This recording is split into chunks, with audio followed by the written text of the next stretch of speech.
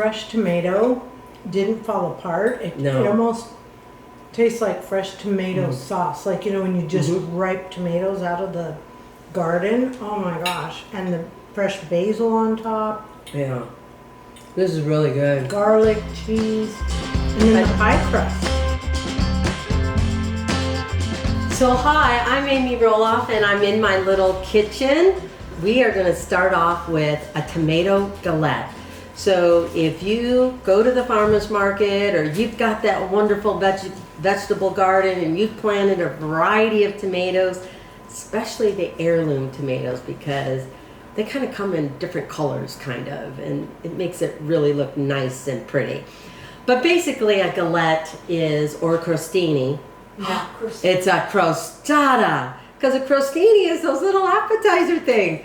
I think it's a crostata, that's the Italian, a galette is the French version. Anyway, I love making these things either sweet or savory because it is like a rustic pie. And if you don't want to take the time to really make a pie crust and fit it in the pie dish and all this other stuff, this is an easier way, quicker way to do something and still get that kind of like pie taste. Anyway, this is a tomato galette. This will do great if you want to serve it for breakfast or lunch or have a vegetarian meal, serve it with a nice green salad.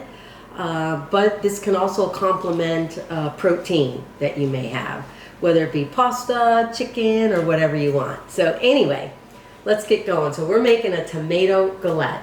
I want to tell you the first thing that I did.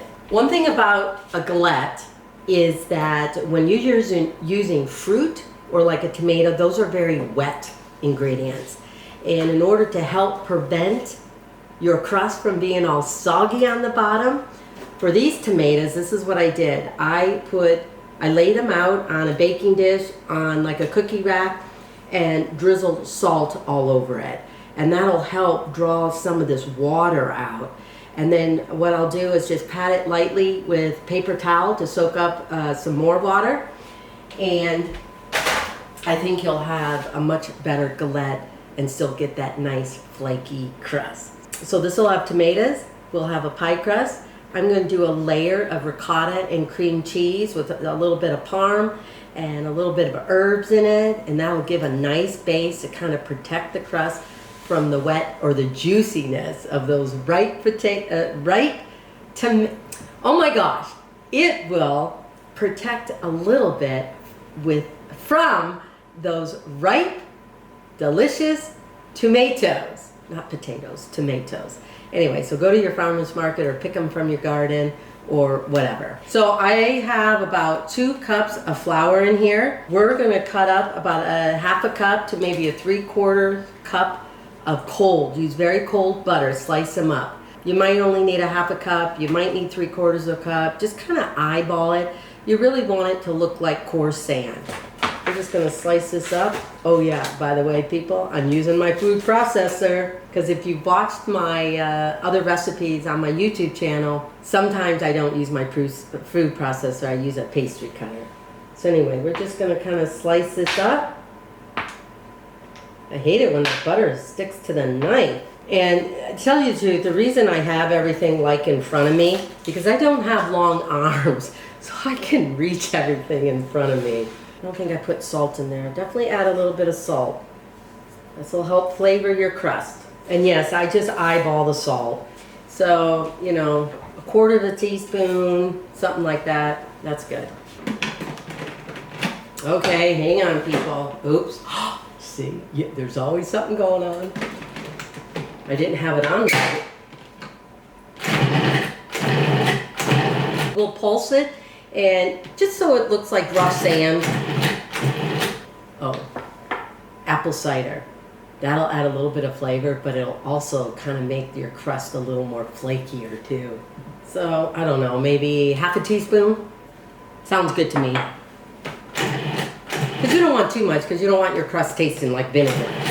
Now this is the tricky part because it all depends. I mean, sometimes I've used 6 tablespoons, sometimes I've used 8. Then I think, okay, did I not measure my flour right or something like that? So anyway. So we're just going to start off with 1, 5. Okay, 6 tablespoons. Anyway, I got the dough out of the food processor, and what we're just gonna do is just knead this just a little bit. If you put it in the freezer, don't keep it there longer than like maybe 15 minutes. But I'm just gonna stick this in the fridge, and as I prep the little ricotta cheesy base to this galette, this will be sitting in the fridge. This is a very simple little side dish or little lunch meal or whatever you want to do. Whoa, look at this. I think the hardest thing is getting the plastic wrap out. And the other reason you want to roll it, you want to put it in a disc, because it makes it that much easier to roll out. So I'm just going to put this in the fridge, clean up this, and we'll get going. And if you don't know a useful tool, a box scraper is a very useful tool to clean up your work surface. Because we'll deal with this again later once we roll out the dough. So I'm going to look at my cheat sheet, guys, because as I mentioned to you before, I do not memorize all of these recipes. See, this is what I call my cheat sheet. Okay, let's see here. I just want to tell you the right amount. So about, I don't know, anywhere from a half a cup to a cup of ricotta cheese. I just like a thin layer on my crostata or galette.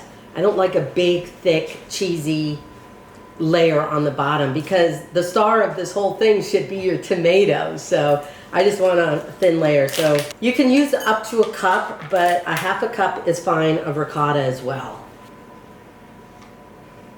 And then for some reason, I really like adding a little bit of cream cheese. I think it adds a little extra creaminess. And we're talking anywhere from a couple tablespoons. It's just enough. And I already used some of this for a previous recipe.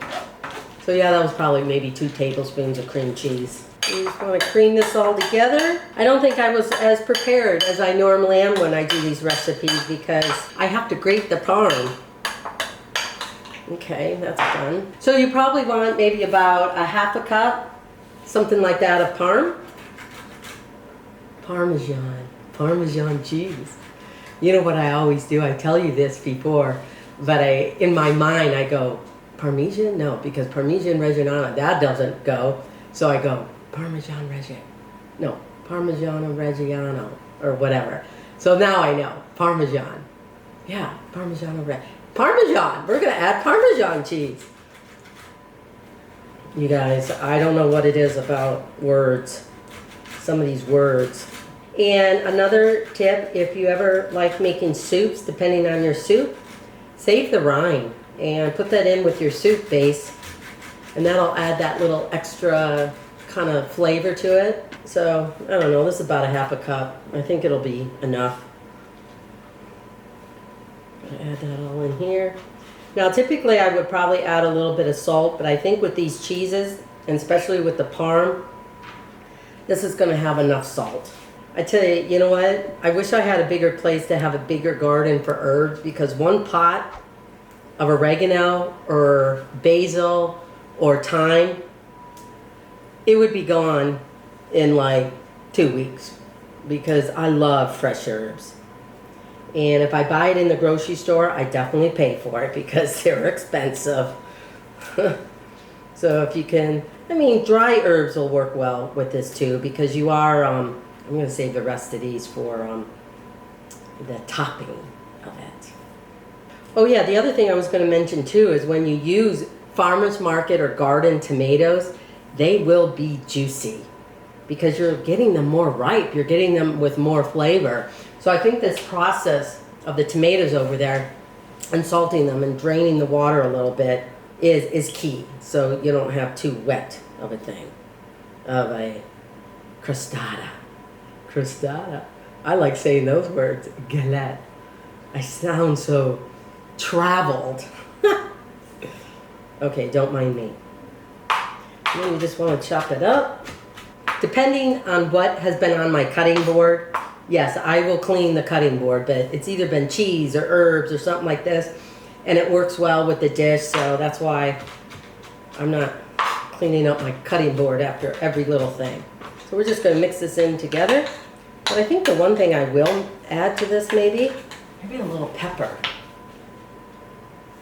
And because I've already salted the tomatoes, you know, getting them ready for this, I'm not going to salt them again before I bake it. So, okay, this is done. Lemon. I don't know. To me, tomatoes, a little lemon zest, it brightens everything up. So how much? I guess what I do is I just do 1 round of lemon zest around the lemon. So could be half a teaspoon. Oh, I forgot garlic. See, that's why I like everything right in front of me, you guys, because I look around and I'm like, okay, garlic, you forgot garlic, Aim. And I like garlic on everything. Now what you could do, you could lay as thin of a slices as you can just underneath your tomatoes. But I'm going to decide to cut up 1 garlic clove, chopped up, minced, whatever, and put it in with the cheese mixture because the tomatoes lay right on top of it. So I'm hoping on this crostata you'll get layers. You'll get this cheese, you'll get the flavors of the herbs, the garlic, and then you've got those great tomatoes. So all the tomatoes I'm using did come from the farmer's market. The only tomato plant that I have out in my herb garden is cherry tomatoes. Okay, you guys, a couple of things I just want to clarify because I might have not said the complete thing. I used apple cider, it's not apple cider juice or anything like that. I used apple cider vinegar when I was making the dough, the pie crust, the dough for the pie crust. The other thing is I keep interchanging tomato galette or tomato crostata.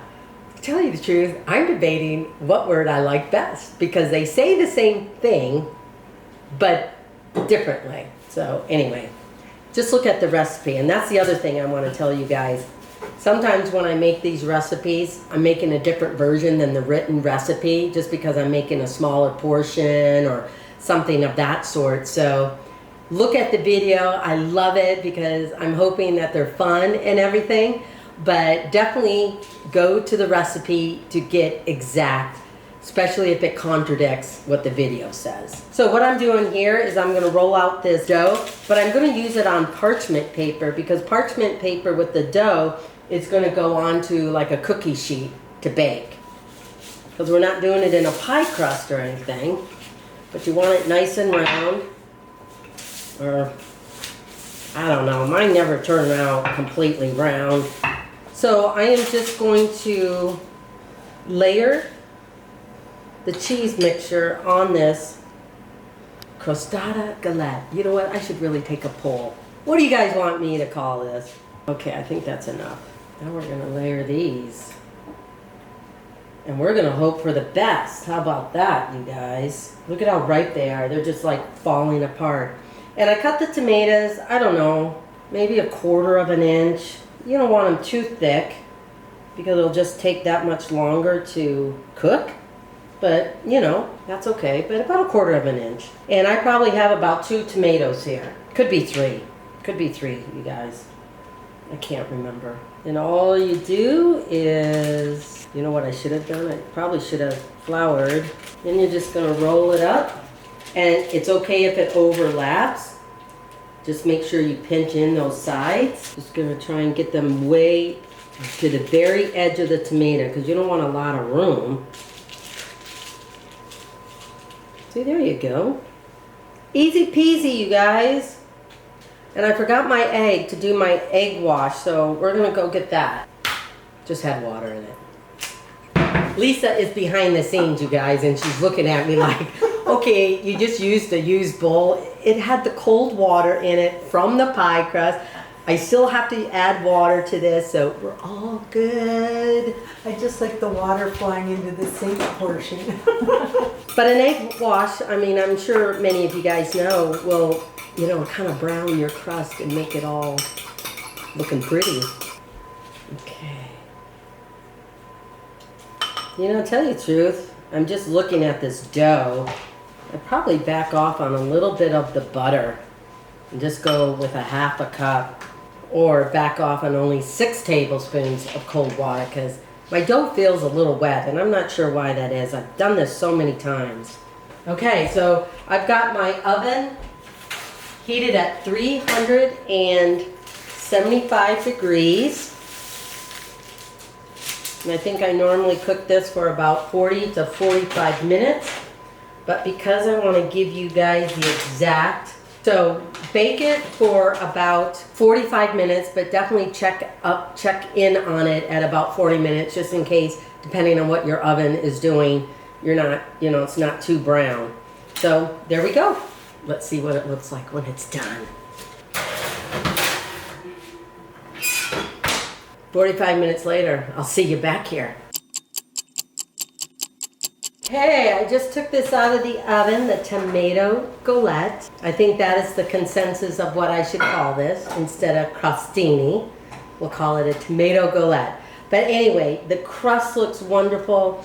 The tomatoes look like they're baked and some of the cheese sauce came up on top. In fact, see? Some of the cheese stuff came up on top. So, in order to dress it up a little bit, guess what? We're just going to shave a little parm on here.